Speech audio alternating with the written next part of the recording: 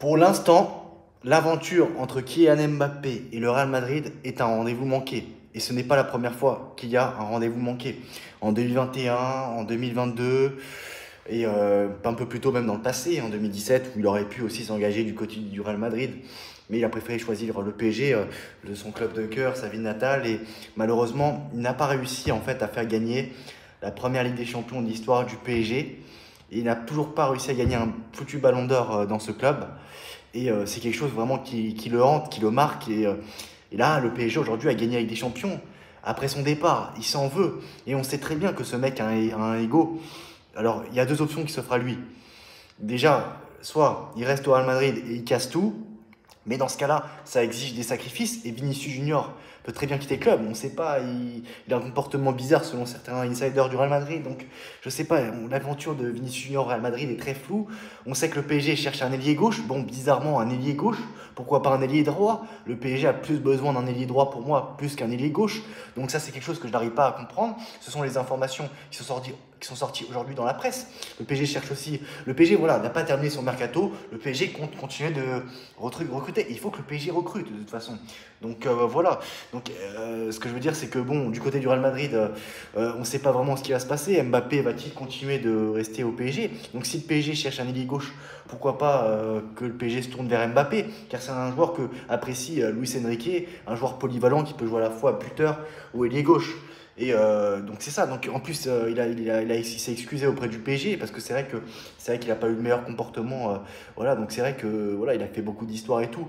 Mais je pense que les tensions sont apaisées entre les deux clans, entre le clan du PSG et le clan de Mbappé. Donc je me dis, soit le PSG doit se tourner vers Vinicius Junior, soit Mbappé. Parce que maintenant, Mbappé, de toute façon, il sait que maintenant, c'est lui, c'est le PSG qui sera au-dessus de tout. Et l'institution est au-dessus de tout, selon pas mal de supporters du PSG. Donc, je pense que maintenant, le plus important ne sera pas Mbappé. Et ça, Mbappé l'a compris. Mbappé l'a compris que l'institution est le plus important.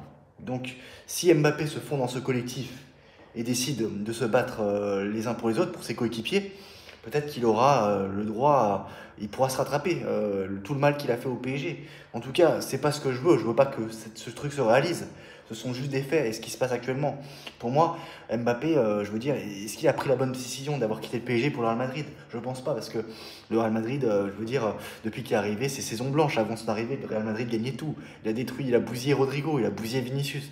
Donc la meilleure décision pour lui ne serait pas de retourner au PSG, un club qu'il connaît beaucoup et des supporters qui l'aiment tant, voilà, qui le connaissent bien en tout cas. Donc ça fait des merguez, des barbecues parties. Donc je me dis que les choses se passeront bien, normalement.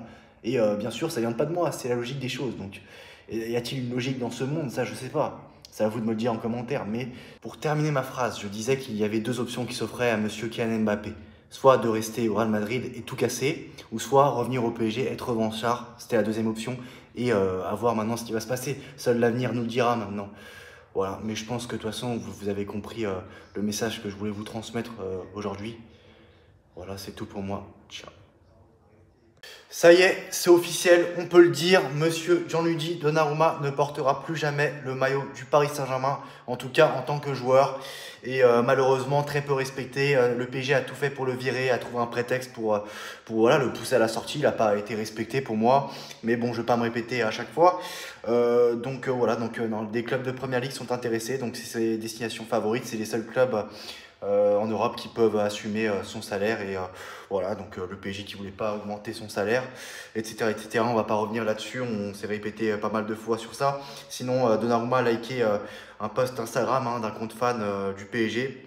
Donc comme quoi voilà, Donnarumma restera une légende du PSG. Jojo mérite des adieux dignes de ce nom au Parc des Princes, et c'est un post qu'il a liké. Donc voilà pour Donnarumma. Et on va parler d'un autre joueur, sinon l'Inter Milan qui se positionne sur la cléouche, le PSG qui était aussi intéressé par le Monégasque. Donc sinon un autre grand club européen est sous le dossier, on ne sait pas de quel club il s'agit. AS Monaco demandait 110 millions d'euros jusque-là pour son meneur de jeu. Alors je ne sais pas si c'est un coup déjà de l'entourage, d'agent de Akliouche ou de Monaco, tout simplement pour faire bouger les choses du côté du PSG. Mais sinon, il pouvait très bien faire une saison de plus à Monaco. Monaco qui va jouer, qui va disputer avec des champions. Donc à voir ce qui va se passer. Sinon, le PSG se montre très intéressé pour Rodrigo. Mais Rodrigo, le Real Madrid a fixé un prix de plus de 100 millions d'euros pour s'attacher les services de Rodrigo. Donc voilà, 100 millions d'euros pour Rodrigo. Et sinon, normalement, Elias Zabarny, c'est quasiment fait, hein. Il a passé sa visite médicale hier soir. Donc je sais pas ce qu'attend le PSG pour officialiser les joueurs. Je sais pas pourquoi ils mettent 30 millions à chaque fois pour officialiser les joueurs. Ça a été pareil pour Lucas Chevalier. Le mec, il a disputé son premier entraînement avec le PSG avant que son transfert au PSG soit officialisé. Donc va savoir. En même temps, c'est le PSG, hein. Voilà, c'est pas étonnant. Sinon, on va parler des ventes. Alors Skriniar, tu l'as vendu, c'est le seul joueur que tu as vendu. Mais sur les joueurs que tu peux vendre, alors il y a Beraldo, Hernandez, Mukiele, Soler, Sanchez, Lee, Ramos, Colomboigny, Asensio. Et voilà, donc ça fait quand même pas mal de joueurs. Il reste même pas 3 semaines de mercato. Et t'as vendu que Skriniar. Il y a des indésirables voilà, qui apportent pas grand chose sur le banc, ou des joueurs que tu as prêtés que tu cherches à t'en débarrasser. Ça prend beaucoup de temps, mais c'est monsieur Luis Campos qui est à la manœuvre, qui a la baguette, donc ça m'étonne pas de lui, hein. Monsieur l'incompétent. Tenas aussi, hein, on connaît pas son avenir. Pareil pour Safonov, Donnarumma, on ne sait pas s'il va être vendu cette année ou s'il va quitter librement le club l'année prochaine. Mais en tout cas, s'il quitte librement le club l'année prochaine, moi je n'en voudrais pas, vu comment le club n'a pas respecté. Et puis de toute façon, je pense qu'il va quitter le club parce que bon, pour l'Italie, la Coupe du Monde 2026 et tout ça, donc pour qu'il soit en rythme. Et même si, voilà, donc du coup, donc tu as pas mal de joueurs à vendre, mais soit Tenas, soit Safonov quittera le club, parce que bon, il faut 3 gardiens au club, donc Chevalier numéro 1. En 2, il y a Marine, sans doute, et en 3, Tenas ou Safonov, mais bon, je sais pas si les deux accepteront cette situation. À voir, en tout cas, c'était le Mercato Express du jour. On se retrouve demain pour une nouvelle vidéo, mais c'est vrai que le PSG, franchement. Là, ça parle du Ballon d'Or, Hakimi, Dembélé, c'est tout un bordel, tout un bazar. Le Chevalier, Donnarumma. Ah, le PSG prend une mauvaise direction en tout cas. Le PSG n'arrive pas à gérer cet après Ligue des Champions, on dirait. Et c'est pas la première fois que je le dis. À très bientôt, ciao. Le Paris Saint-Germain continue son opération dégraissage. Le Paris Saint-Germain attend 2 arrivées, un latéral droit et un ailier droit ou gauche, en tout cas un ailier. Et pour moi, ce n'est pas suffisant. Mais bon, on va parler des départs. Mais pour moi, si tu veux aller jusqu'au bout de tes idées, si tu veux faire opération dégraissage, mieux vaut que tu te débarrasses de Warren qui prend un énorme salaire et qui a même pas le niveau d'un remplaçant. C'est même pas le remplaçant d'un remplaçant. On sait que Kanguini et Ramos vont rester. Voilà, donc ça fait 13 joueurs fiables, on va dire. 13 joueurs fiables. Avec 14e joueur Mayulu, 15e joueur Mbaye, pourquoi pas. Donc tu as quand même des joueurs sur qui tu peux compter. En tout cas, tu les fais rentrer en match, donc ça va. Mais pour moi, non, ça va pas encore. Il faut encore d'autres joueurs. Tu as la CAN en plein milieu de saison, tu as la Coupe du Monde 2026 après la fin de la saison. Donc voilà, et les 2 joueurs que cible le PSG, bah, c'est en termes d'ailier, il y a Akliouche, il y a Mora, pourquoi pas Rodrigo, Vinicius, on ne connaît pas son année au Real Madrid. J'en ai parlé à plusieurs reprises, mais voilà, tout ça c'est flou. Il peut se passer des choses jusqu'à la dernière minute du mercato, que ce soit en termes d'arrivée tout comme en termes de départ. Donc, le PSG veut se séparer de Donnarumma et de Prestel Kimpembe. Le PSG est très bien parti pour vendre Colomboigny. Le montage financier se rapproche des 55 millions d'euros, c'est-à-dire après payant 10 millions d'euros plus 45 millions d'euros d'obligations d'achat. Donc, c'est très bien vendu. Donc, faut dire quand les choses sont bien faites, il faut le dire aussi. Il y a Asensio que tu peux vendre avec 20 millions d'euros bonus compris. Donc, ça, c'est très bien. Donc après voilà, donc qui t'a vendu Skriniar.